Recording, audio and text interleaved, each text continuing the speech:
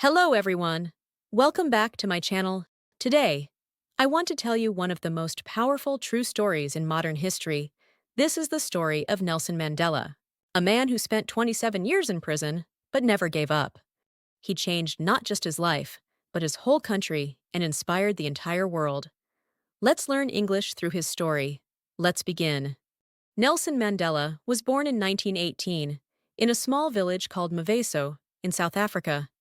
His birth name was Rolihlahla, which means pulling the branch of a tree, or in other words, a troublemaker. He grew up in the countryside. He played with other boys, ran in the fields, and listened to the elders talk. His father was a leader of the village. He taught Mandela to be strong, honest, and to care for his people. When Mandela was only 9 years old, his father died. His life changed. He was sent to live with a powerful chief, the leader of the Thembu people. This was the first time Mandela saw politics, laws, and leadership. He listened, he learned, and he began to dream. Mandela was one of the first in his family to go to school on his first day. His teacher gave him a new name, Nelson. At the time, it was common in South Africa for black students to receive English names in school.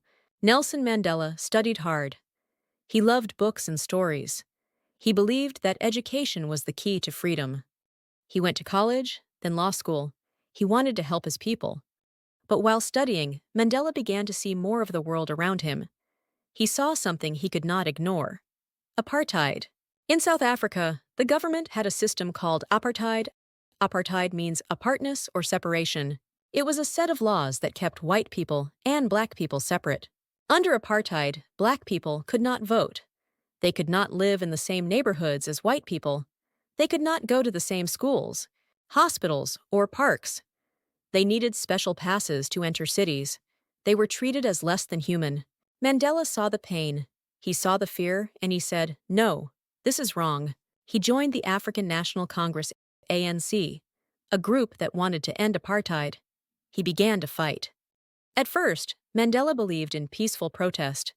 He gave speeches. He marched with others, he organized meetings, and talked to leaders. He studied Gandhi, who had used peaceful protest in India. Mandela believed that change could come without violence. But the government did not listen. Police hit protesters. People were arrested, some were killed. Mandela began to wonder, is peaceful protest enough? The people were tired. They wanted justice. In 1961, Mandela made a difficult choice. He helped create a new group inside the ANC. This group would not be peaceful. They would fight back with sabotage, not war.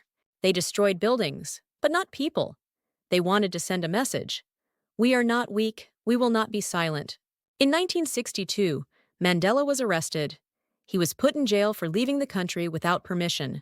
Later, he was tried again, this time for plotting against the government.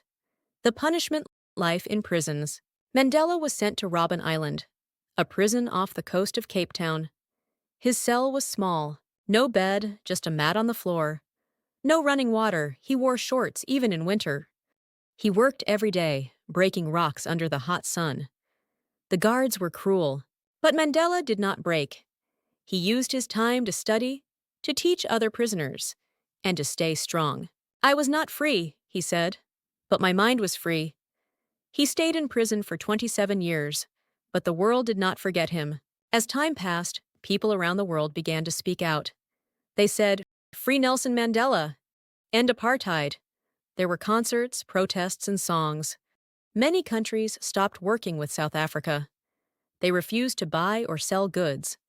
The South African government felt the pressure the world was watching.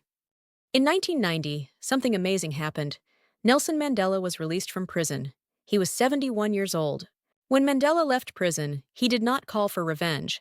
He did not want war. He said, "Let us build a nation together." He worked with President F.W. de Klerk to end apartheid peacefully. In 1994, South Africa held its first free election. All people, black and white, could vote. Nelson Mandela was elected president. He became the first black president of South Africa. People danced in the streets. They cried with joy.